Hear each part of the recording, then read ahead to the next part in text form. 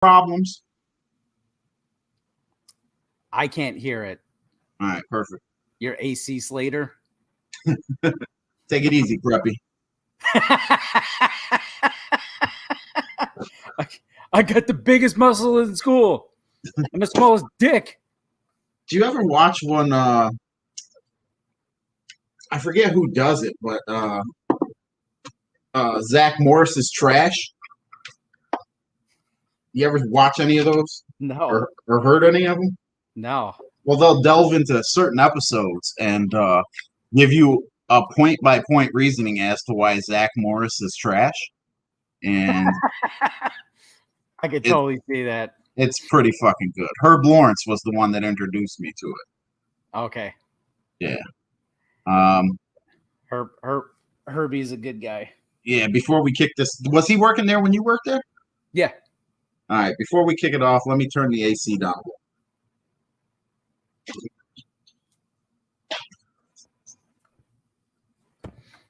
We go live and he leaves.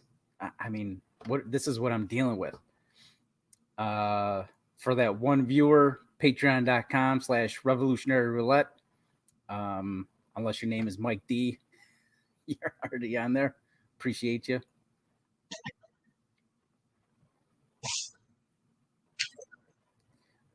So you had the AC on high blast, and then you turned it down from hanging meat to. It's hot as shit in here. I don't know how the fuck I don't know how I'm gonna sleep tonight. Oh, poor baby. I sleep in the nude. I sleep with a fan on. Try to sleep with a cover on, but that shit ain't happening. And I close every door and every crevice so that air fluctuates into my bedroom. And it's like at least 85 degrees in there. Really? I'm in deep shit. I think you need a new AC unit then. Yeah. Get you one that blows out fucking ice cubes at you. My lease is up in August, so that'll be a bargaining chip or a peace out moment.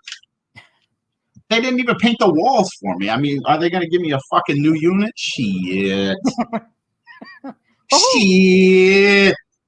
Here we go.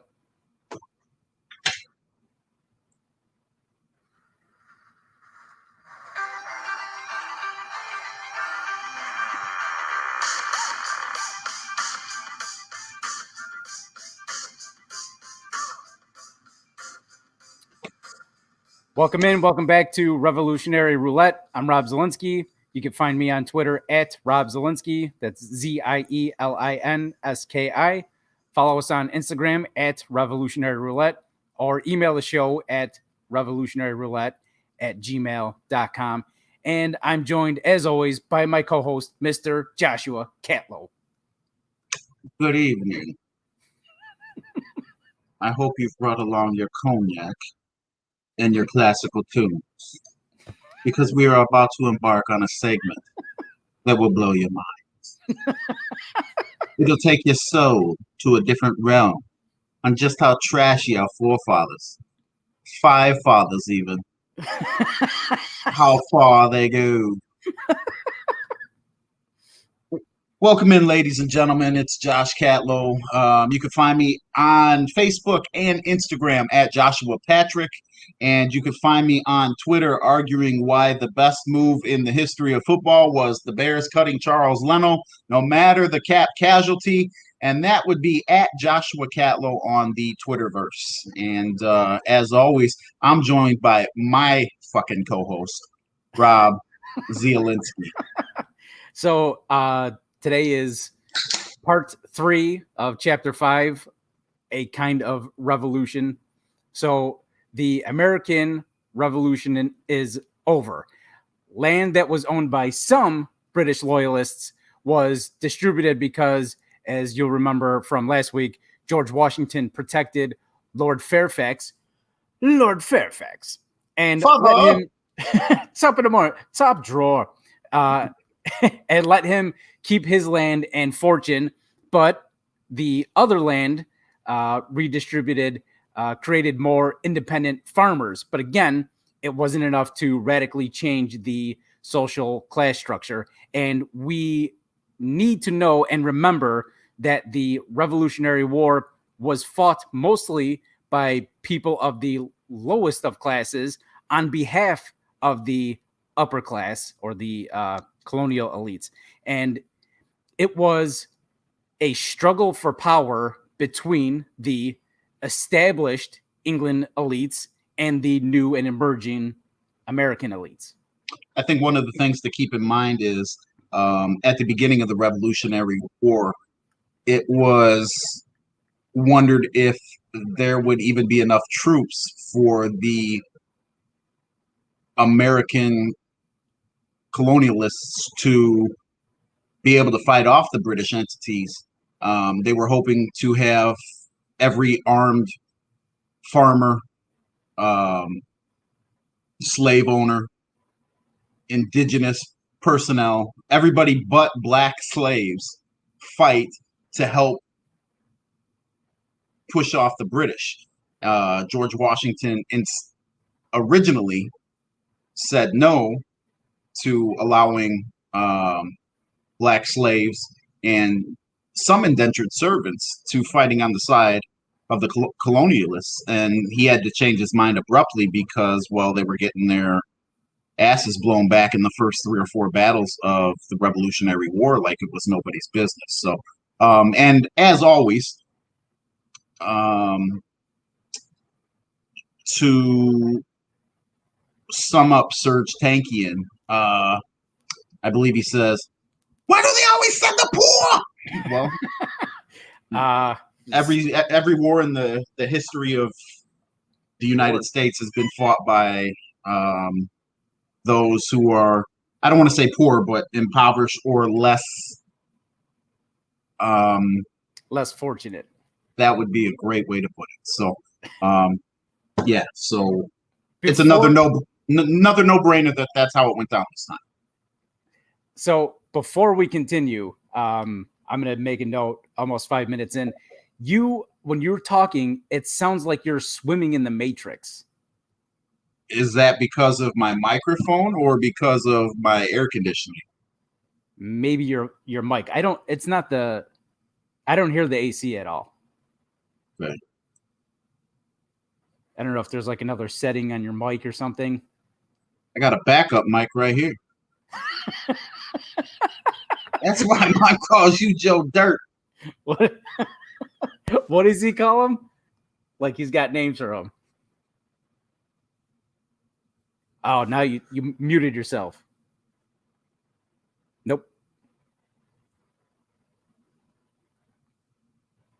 Nope. You look like a fish. How about a puffer fish? Is that any better? Yeah, that's a lot better. I think this is the expensive microphone, and I had it hooked up just to the microphone that comes along with the computer. But anyway. No, damn it. It still sounds like you're swimming in the Matrix.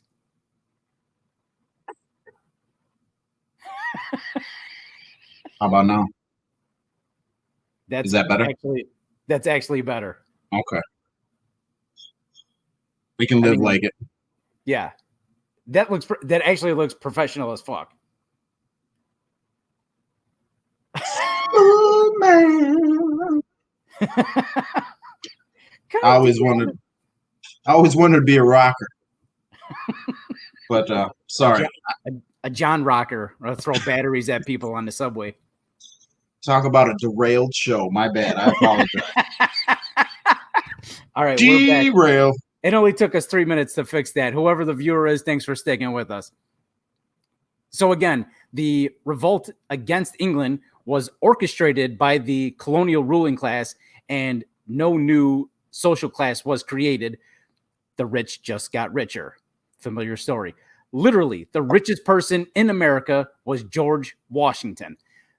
Benjamin Franklin was a rich printer, and John Hancock, a.k.a. Herbie Hancock, kudos if you get that movie reference, was a wealthy merchant in Boston, and the list goes on. And these were the guys who engineered the American Revolution, not the people of the lower social classes, which is usually the main ingredient for a revolution. Well, they engineered it by sitting in some finely crafted desks that smell of rich mahogany while barking out orders to runners, and then runners barking out orders to generals, and then all along the line. So once again, I guess that's how military systems work. You get word, the shit flows downhill, and you do what you're told. But in this particular instance, when they needed all hands on deck to try and come away with a victory, they didn't contribute very much at all. And I don't mean physically, but strategically as well. Exactly. I know. I said it. No, you're gonna kill me. It's still doing it, and the only reason I'm saying anything, it's really not bothering me. I can hear you just fine, but I know when I post it, you're gonna be like, why did I sound like shit? So, do you have me coming in through your like computer speaker too? Let me try that. You know what? I got volumes cranked, so maybe that's it. I was trying to watch Anthony Bourdain, praying that we would just postpone, Yeah. Still doing it. Can you hear me? Yeah. Does it sound better? Give me a couple crazy Yetis.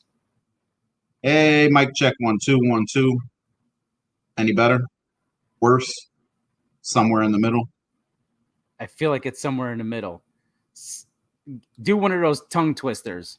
Rubber baby bubby bunkers. Now Vogue. Mic check 1 2 1 2 1 2. Any better at all whatsoever? Rubber baby bubby buggy. I feel like this is a fucking this is an exercise in futility, because it's either going to be like this or I don't know what else to do, honestly. All right. Is it so bad where you think the listeners will I mean, certainly notice, yes, but we could still hear you. We could still make out what you're saying. Hold on. Is this any better, and can you hear me? It's not any better. Okay. Is this any better, and can you hear me? Not any better. Can hear you, not any better. It's the same. I don't understand what the difference is. I don't do shit all week long except to come on and do this podcast. It was probably that stupid computer update. You had to wait for 3 hours. Perfect. Camera 1, camera 2. Glad I did that. Should have threw this fucking thing off the balcony. Sharper or about the same? Little sharper. Let me show you again. 1 or 2? About the same? I feel sorry for the listener. About the same. So, all right, we'll pick it up. We'll pick it back up here.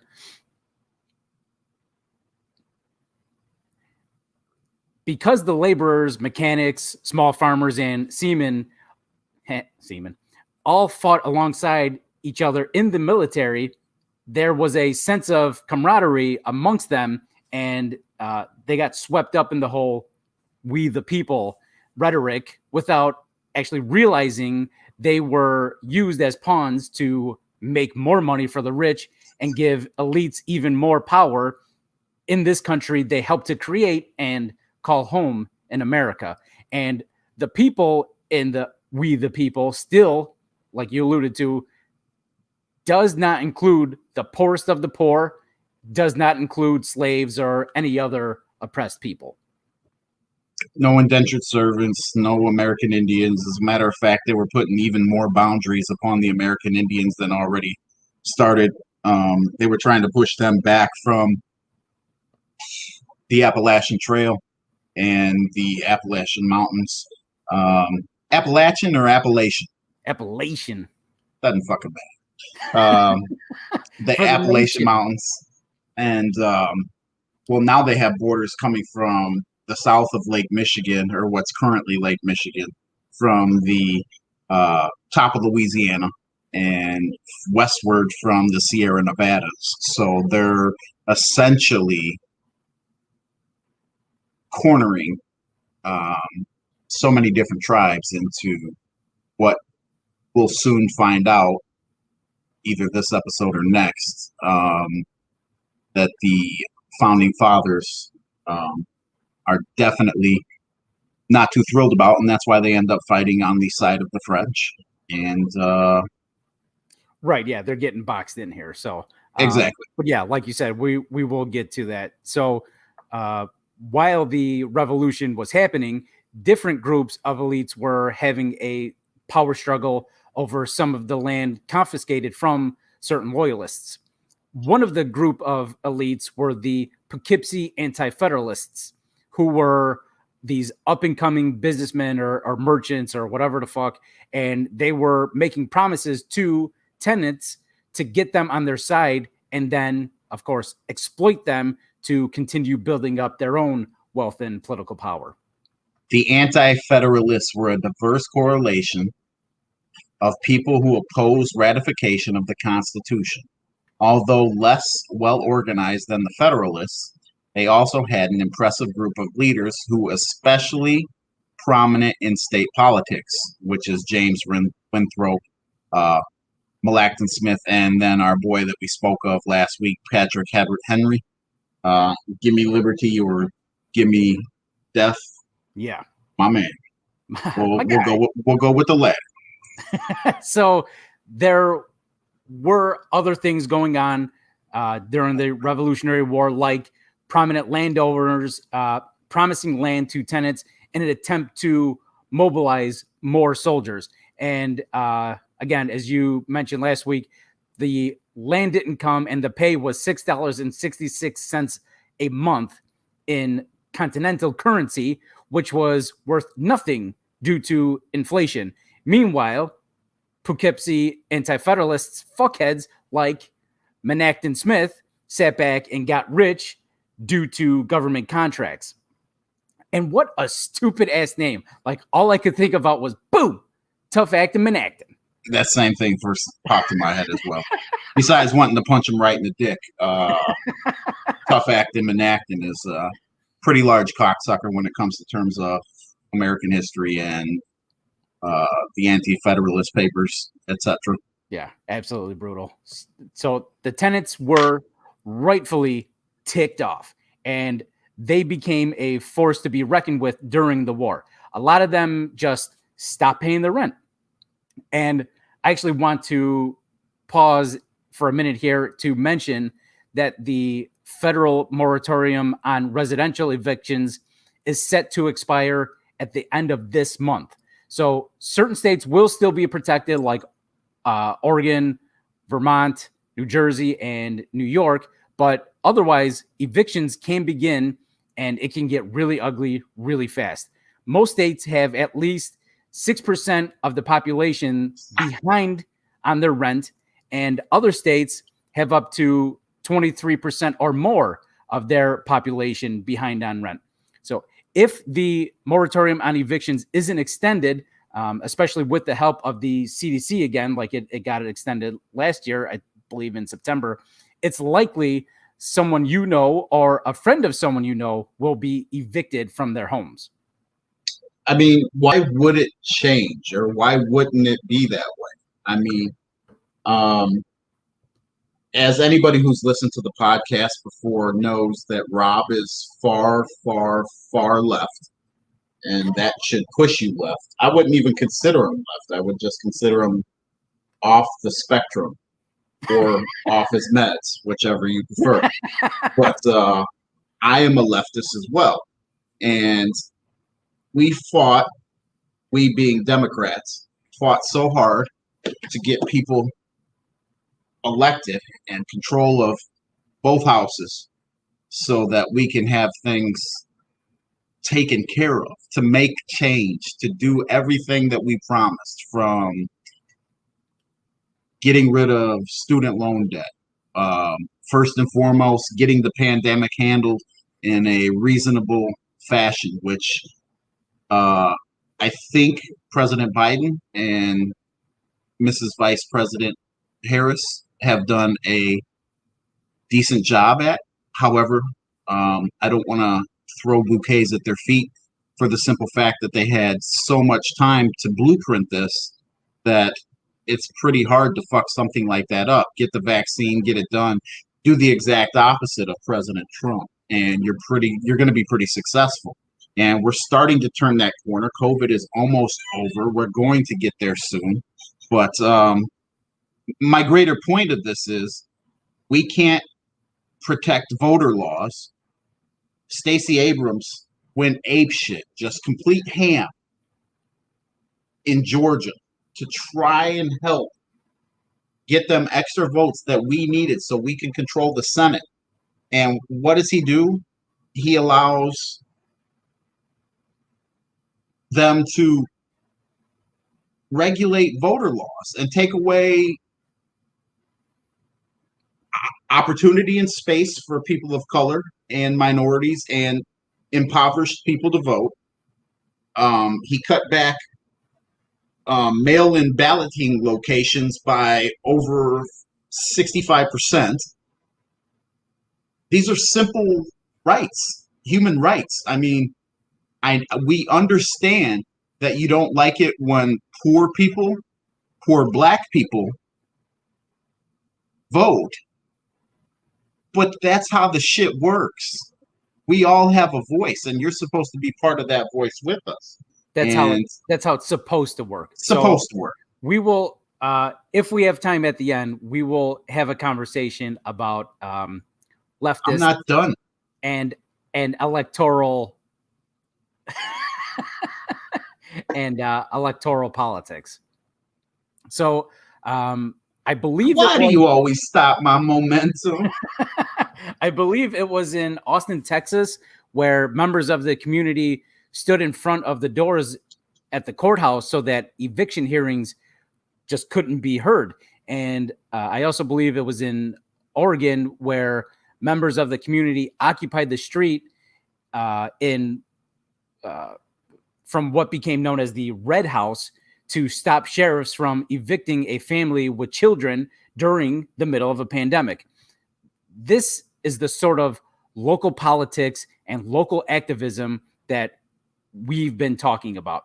So if you have the capacity, go out to these protests, get out to these houses of families that are being evicted and help occupy space in front of their house on their street so sheriffs can't get to these suffering families.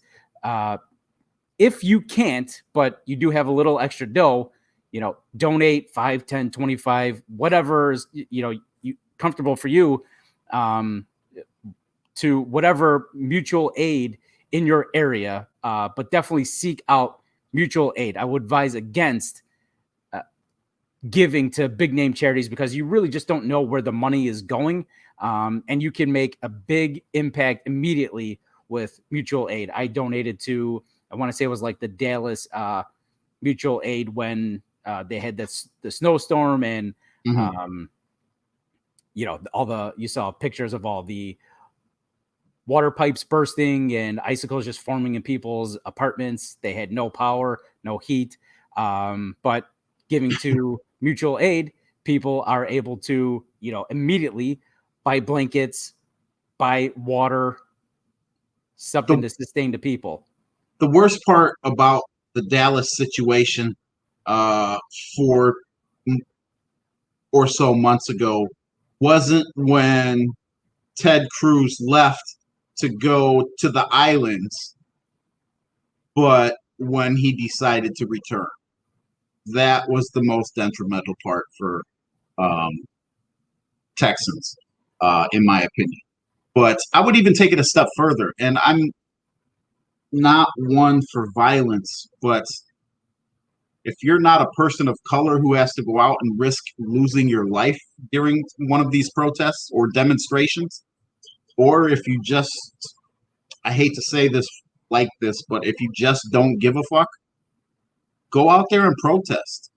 Wear your mask if you feel so inclined, and just get in the way yourself. I mean, you're I I guess what I'm trying to say is there's so many people that are going to be relying on others for help, and not everybody has a substantial amount of money that can make a difference. But if you occupy things other than Starbucks, then if you get arrested, bail's gonna be like $100. Who gives a fuck? Jail's not that bad. I've been plenty. It's And not bad. and again, we're talking about, good trouble, right? Good trouble. So good trouble, and again, mutual aid, or there are bail funds that people donate to get protesters out. So Exactly.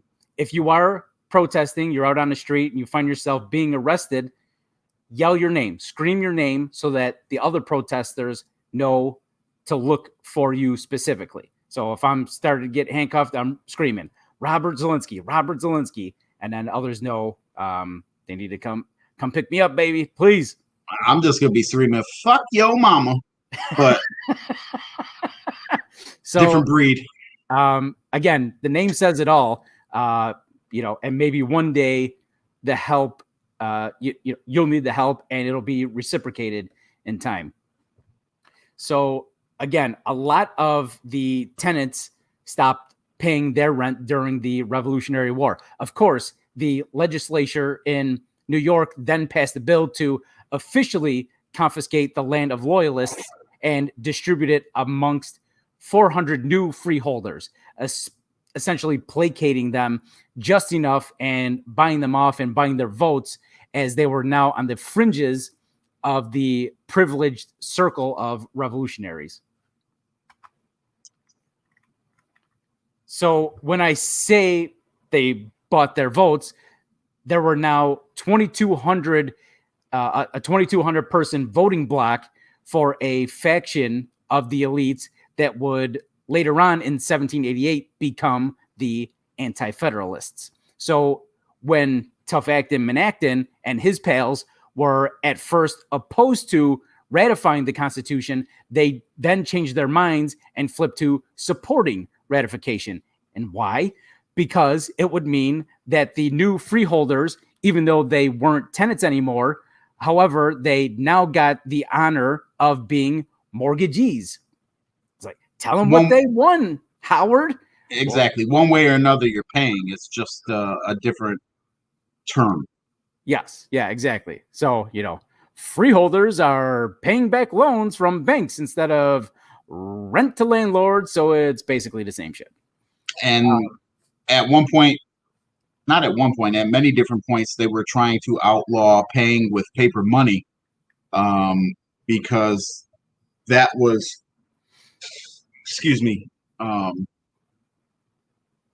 losing its value and was becoming of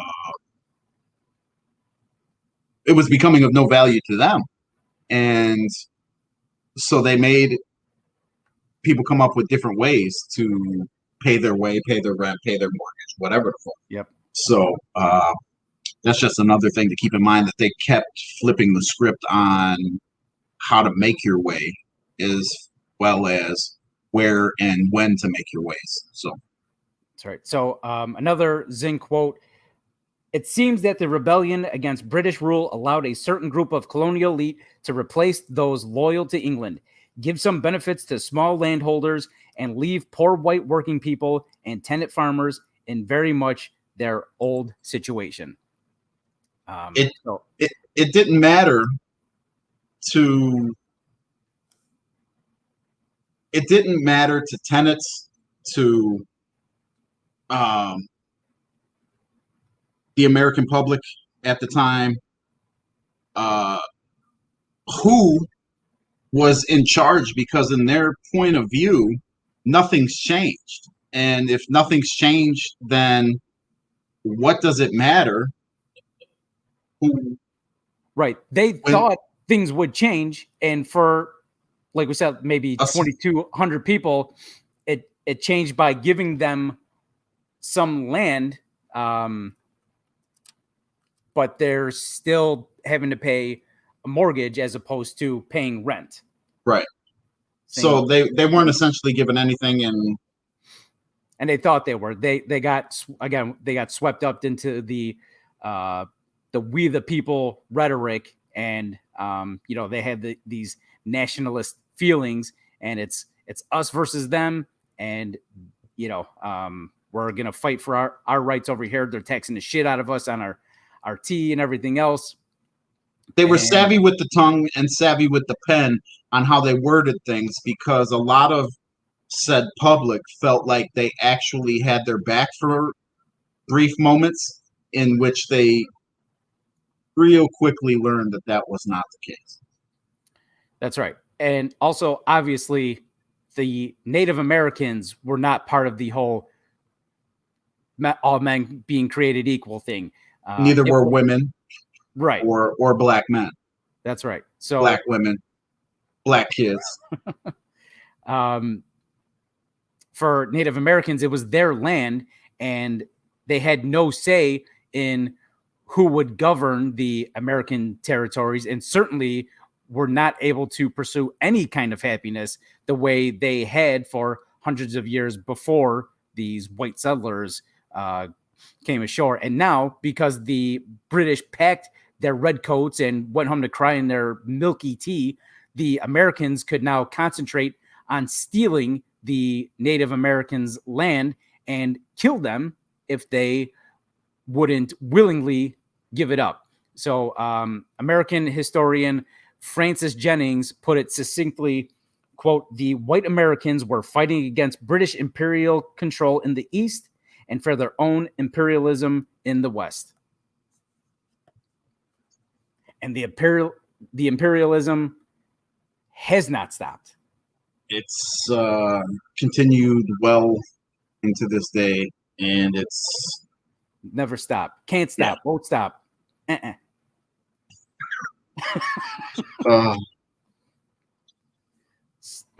ahead. Okay. I'm sorry. No, it's all right. So we know that the Native Americans were restrained in New England and Virginia by force, and not to mention disease. And in other places, they even worked out a way to coexist amongst other colonies. However, by the time the year 1750 rolled around, the population of the colonies was rapidly growing, and there was this organic pressure to move westward onto what these settlers were calling new land, which obviously had been occupied. So this sets the proverbial stage for conflict with the Native Americans. And there's numerous different ways in which they went against the Native Americans and ended life, most of the time savagely, yet the American Indians were referred to as the ones who were savages. We'll get to certain discussions between I believe Robert Morris and Indian chiefs next week, but the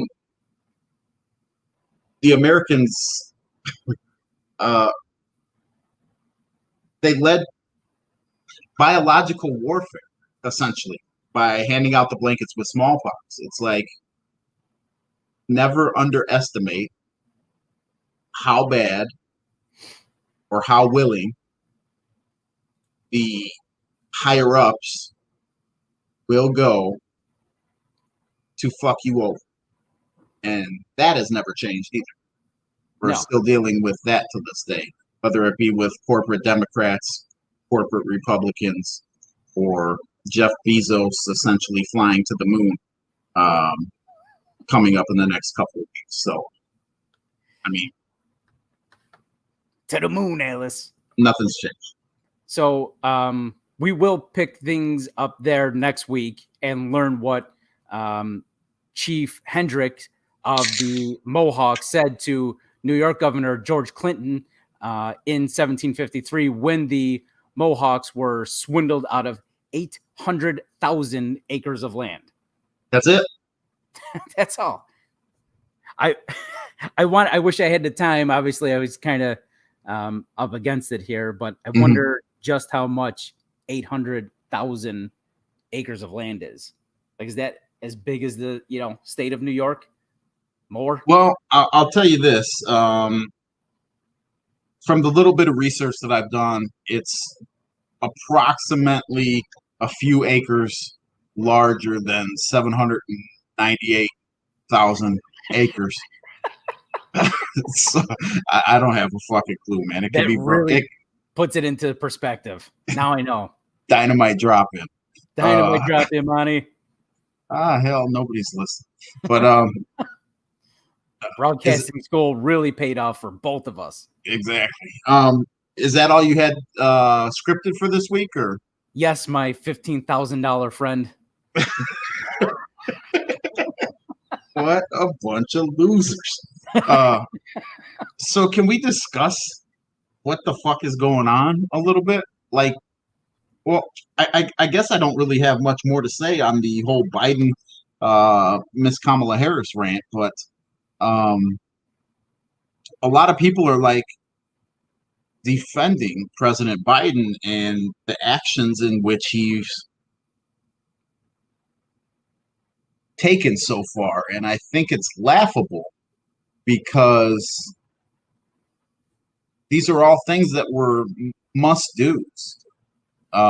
Granted, he got to work right away signing legislation, but he hasn't done shit for healthcare. He hasn't done shit for voter right. He's helped voter suppression. He's helped taxing the rich. He lowered the rate. He negotiated against himself.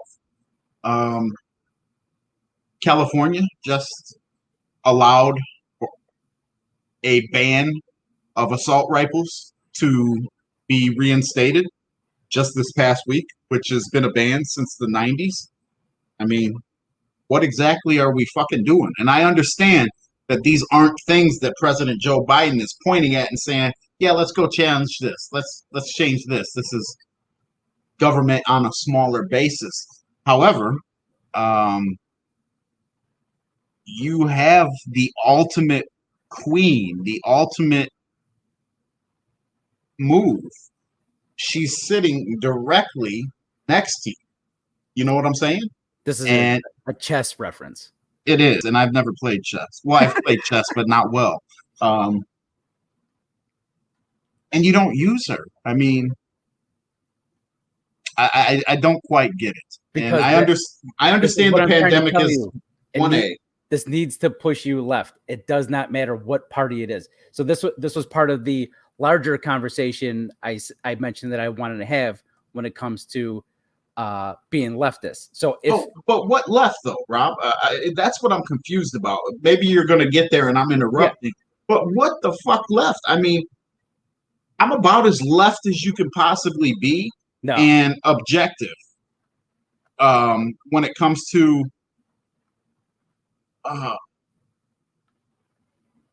not being called radical. Okay. And I think they being moderates or conservatives or GOPers throw the term radical at anybody who doesn't see eye to eye with them, even though if you've listened to a Rush Limbaugh or a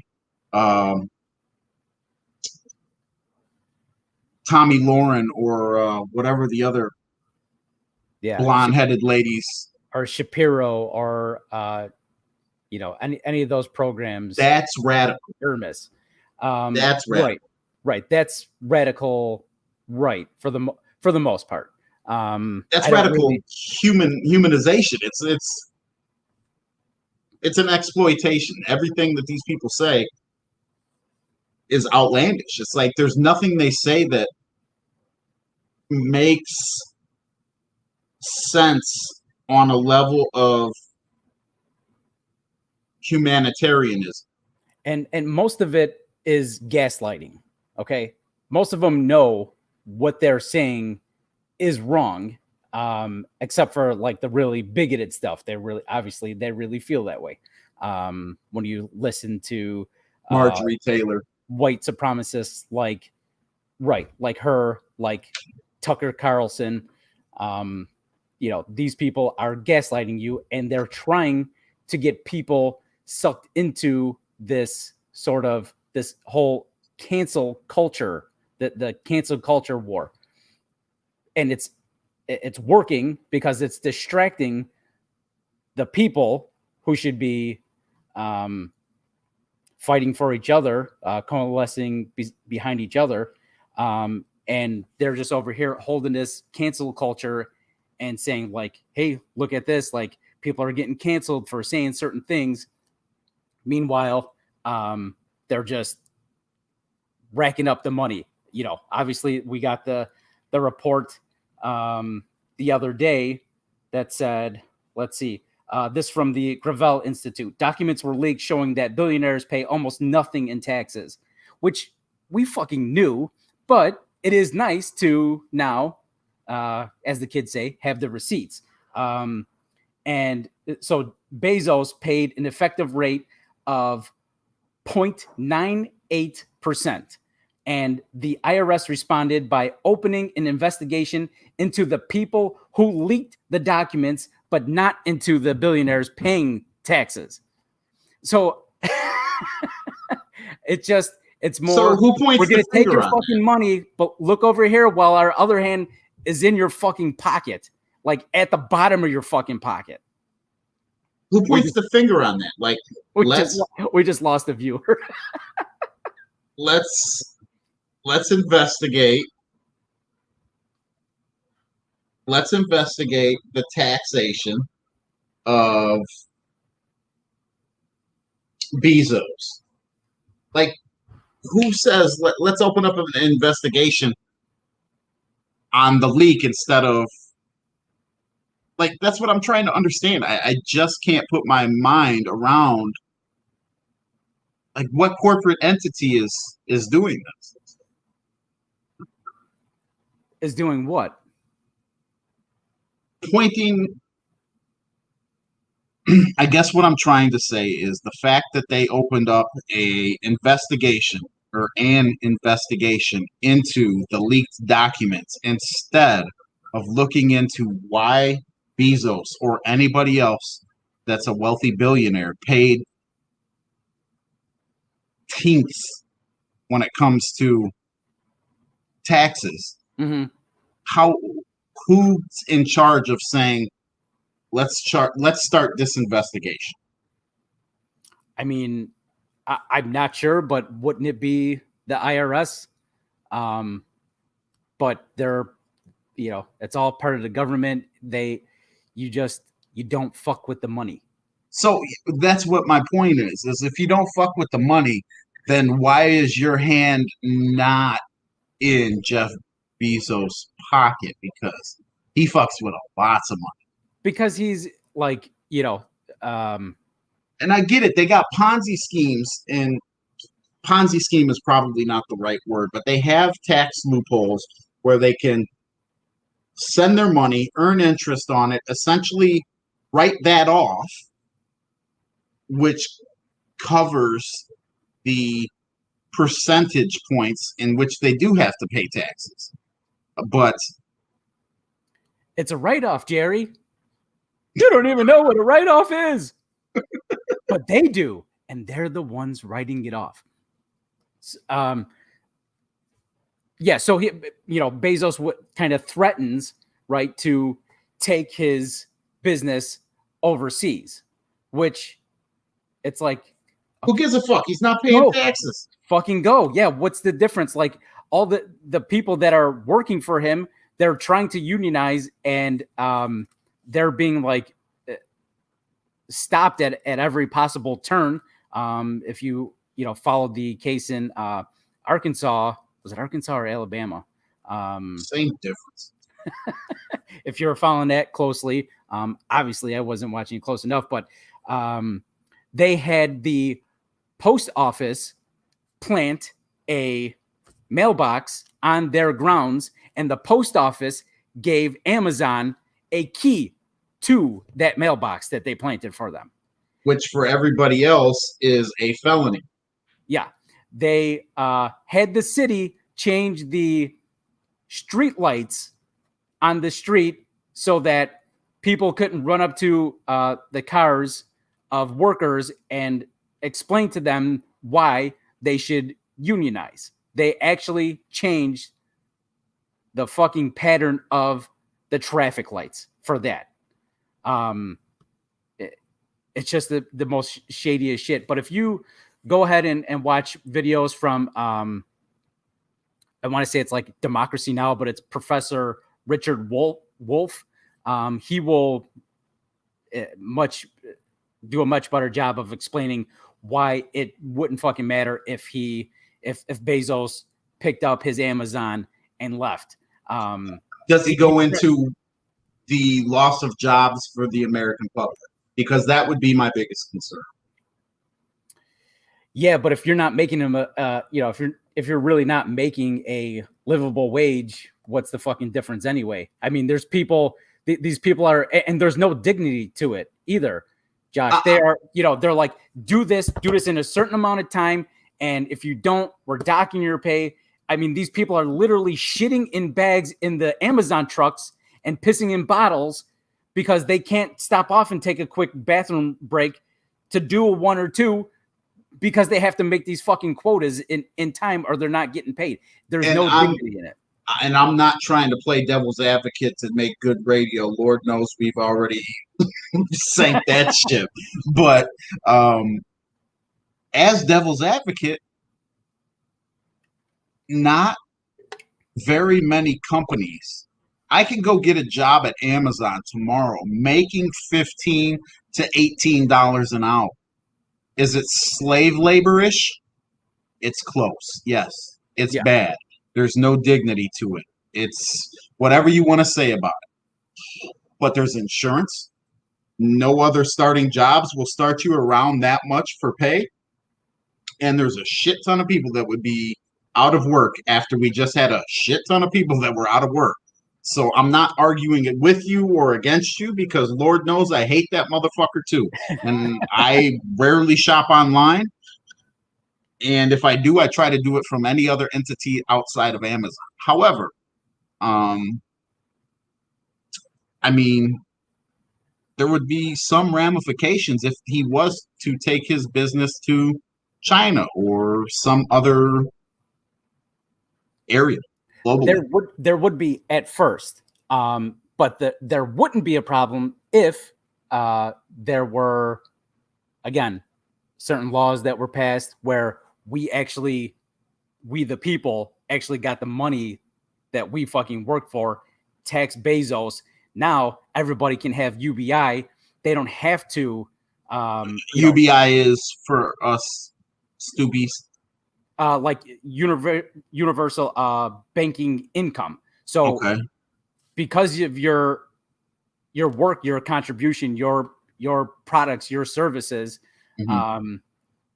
and you are properly taxing the rich, the wealth gets redistributed. So Jeff Bezos isn't on his way to be a trillionaire. People like you get $2,000 a month for doing the job that you do.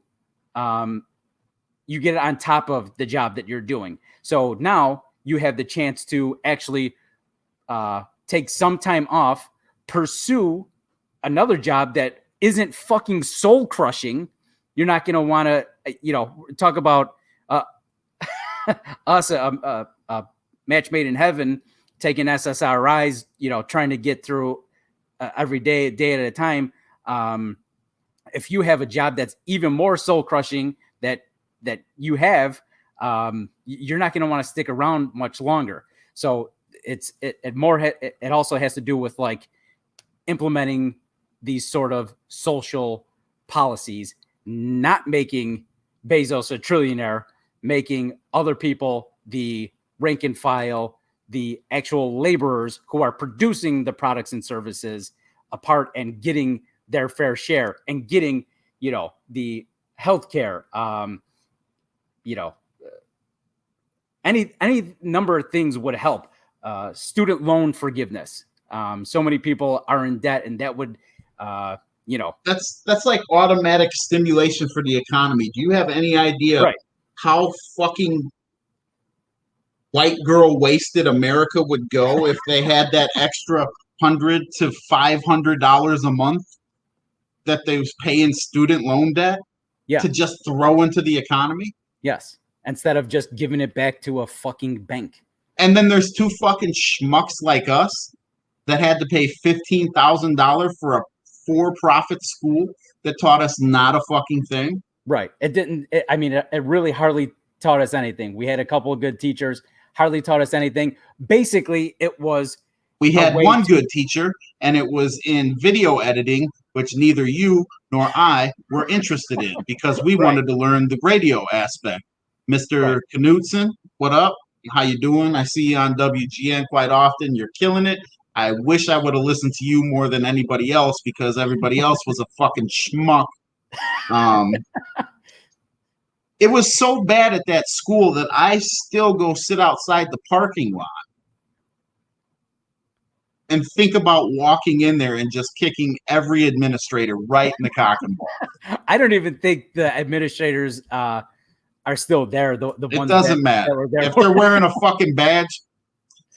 Right, hit them with a pipe wrench. They're probably still like, hey Tony, taking advantage of these students. The only thing that it provides is you get this sort of accreditation to have the opportunity to possibly get a decent internship, and so you can work for free. So you can work for fucking free. At 3 a.m. to go to Mancow. You know how many times I've had to shake hands with Ron Jeremy? That's why I wasn't scared of the fucking pandemic. I mean, I got some good stories out of it, and made some friends like Dan Hampton. So some good things came out of it. Again, paying $15,000 to have one very large friend in my life. I don't mean to get sentimental, but it's worth it because you and I have bonded, and most of my friends that I have now are carryovers. And that's not a disrespectful term to those people. It's just people I was friends with when I was at a different point in my life, when we had different cares and ambitions in my life, or even no ambitions in my life. They were there for me when I was at lower times, and I'm grateful for it. I'm still at very low times, but I put my foot forward and I fight through it. But now I choose a new type of friend, a new class of friends who is not interested in college football or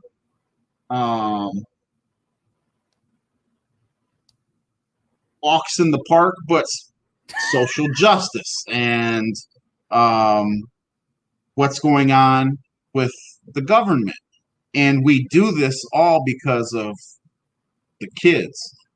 I wouldn't be sitting in front of this fucking microphone confused half the time if I wasn't trying to put out a word from the few things I do understand to help empower the lives of the kids that are in them. That's exactly, why I'm doing it. I got the two little guys, 5 and 4, just trying to get the word out. Hopefully they actually have a world to grow up in like we did.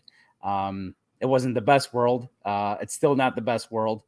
The world is very, very, very shitty, as we've, learned through experience, as we're reading in this damn book. It's always been bad. However, you have to find happiness amongst the shit. So if this, listening to this podcast, not this part right now where it's a bit of a downer, but you have to find the happiness amongst all of this shit. And for me, it's doing this podcast with you. It's, being with my family, just all the little things in life. For me, it's nothing. Obviously, it's nothing big. It's just I'm one of those love all the little things in life, like orange diet Shasta. It's important to be able to do that, and I haven't developed that skill yet, which is why I've called you a couple times this week and explained to you that I am in huge funks, and I've had friends for 20 to 25 years that when I say that to, they still don't have a clue on what to say. It's I mostly just try to make you laugh. and I don't expect them to. That's not their job. I'm not saying that to be my friend, you should be a clinical psychologist, because that's not your fucking responsibility. Your job is to not help Josh take care of himself and better his mental health situation. That's not your responsibility. What I am saying is if I do bring something up along them lines, that a silent, have you thought about not thinking about it, as the answer to whatever question. Why didn't I consider is what I'm looking for? It? Exactly. Yeah. Why did I not think about it? Fuck! All these years, I thought about suicide hundreds of fucking times, and all I had to do was not think about it. Just not think about it. I fucking mean, idiot. I'm sitting here doing fucking belly breathing so that I could catch my breath because the anxiety is so bad, but I should just not feel this way. Exactly. So, and once again, that's no disrespect to anybody, but you outgrow friends, and for sure, that's fine. So, we could probably go into this in depth a little bit more next week.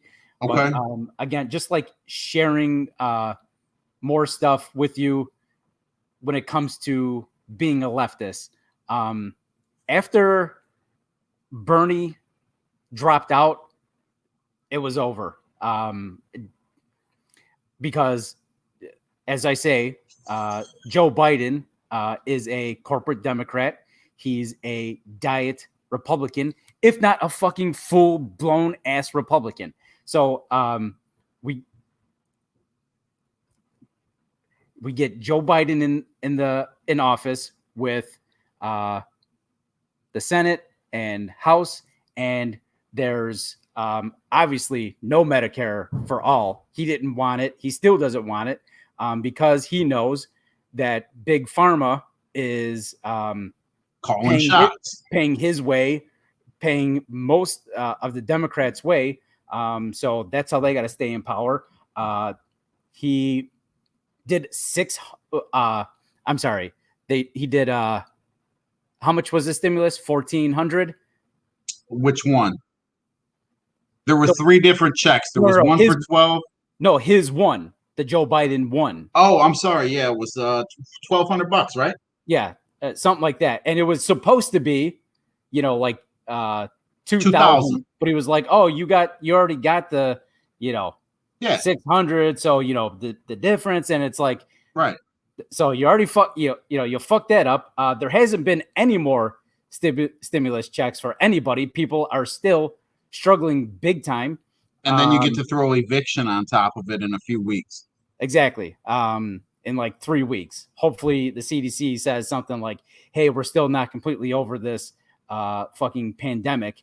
Which they won't, because we're getting close enough to being over the pandemic, and where whatever they're ran by that is not the people will weigh in and essentially ruin the lives of those who are been struggling the last 18 months. Right. And, the government needs the economy to keep on growing. So everything needs to be opened up.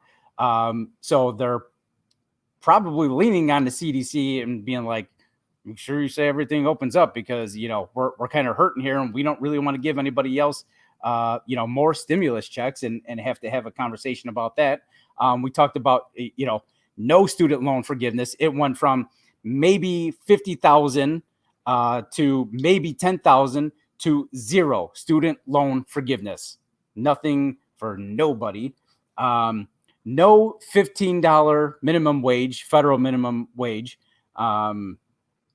which, again, basically anything below that is slave wages. Well, well, I wouldn't say slave wages. Slaves don't make any kind of wage, but it's not enough to live on it. And if you're talking about, with inflation, the minimum wage should be around $24. We people have been asking to defund the police. He gave even more money to police than Trump did. We're talking about somebody who's saying like environment is going to be, one of the top priorities, yet he issues 229 new drilling permits, continues to bomb Syria, and is, as we recently discussed, aiding the Palestinian genocide by continuing to give money and weapons to Israel for them to continue bombing the Gaza Strip and West Bank. So it really does fucking not matter which party you choose. The people don't matter. Only the fucking money matters. So that's what I was talking about when it comes to being a leftist. I'm not a Democrat.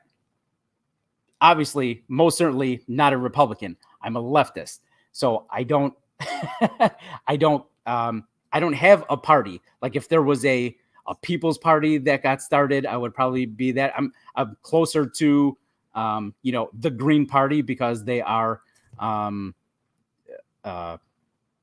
environmental first. So if you're, and I definitely not saying I'm like a communist or a Maoist or anything, but if for these people who like to kind of cosplay on social media, who say that they're communist, like, but then they're still talking about electoral politics, that doesn't make any fucking sense. If you're a communist, it should just be the people own anything. So it's a political theory that was derived by Karl Marx, advocating for class war and leading to a society in which property is publicly owned and each person works and is paid accordingly to their abilities and needs. So if class war still needs to be waged, by the way, but continue. Yeah, no, that's basically it. I mean, so if everything is publicly owned, well, there's no need for private businesses, but they're still advocating for people like Joe Biden to get in because he's the lesser of two evils, which I understand, but the lesser of two evils is still evil as we see. None of this, still kids in cages at the fucking border, and none of the other stuff that I mentioned happened. The only difference at the border is children aren't actively being separated from their parents. But we would have been better off with Joe Budden. By the way, he was the one we were missing when we were trying to decipher which rappers we've killed since we've been on the air. Who was that? Joe Budden. I believe I believe he passed away. I would have to double check on that. Okay. All right. Real quick, one more thing that's been driving me insane about the Democratic Party. They're essentially, and this is from Robert Reich, and you can follow him on Instagram at RB Reich, REICH, and he says, ending the filibuster will destroy our government. That was said by Joe Manchin. And then Manchin, excuse me. Meanwhile, Mitch McConnell just used the filibuster to kill an independent investigation into an attempted overthrow of the U.S. government. Killing the filibuster isn't radical. What's radical is allowing the GOP to introduce nearly 400 bills across the country, eviscerating the right to vote, which we were discussing earlier. The filibuster was popularized during the Jim Crow era by Southern senators seeking to block civil rights legislation. It's serving the same function today. Yep. Abolish the Jim Crow filibuster. Yes. And the filibuster is fucking undemocratic. It wasn't in, for these constitutional originalists, it wasn't in the fucking Constitution. Yeah. And they won't do it because then it will fuck with the money. It will fuck with their money. It will fuck with their power. So they don't want to give any of that up. They would much rather have everything just fucking gummed up, and just if they lose, then they can let's say Democrats lose the House and the Senate. Now they can just fundraise on that. We gotta get the House back. We got to get the Senate back, and then we'll do something. No. We don't have the right Democrats in. Manchin was in, and Kristen Sinema, but we got to get the right Democrats in, and then it will work. And this fucking incrementalism is not helping. This is what I'm talking about. The incrementalism, it's not going to work for my family. It's not going to work for your family, for your kids, for your kids' kids. The incrementalism is going to fucking kill everybody, and they're not going to have a world to live in. They ain't getting me. They ain't getting me. All right. So I know you got to get to bed. So I'm all worked up, hopped up on Mountain Dew and LaCroix. I need to start drinking during this show. I haven't touched alcohol since my birthday, and I don't touch it often because when I do, I usually go ham. Yeah, I wouldn't do it. But this show, you're gonna get pretty depressing. Get a sniffer. a sniffer. It's a snifter. Oh, a sniffer would be what I do in the bathroom when I'm drinking too much. Just fucking dabbing the table down. Yeah, back in the days. Why is he smiling so large? He ain't smiling. Motherfucker got a lockjaw. Exactly. All right. Are you good? I'm good. I think I got everything. Learned a little bit tonight.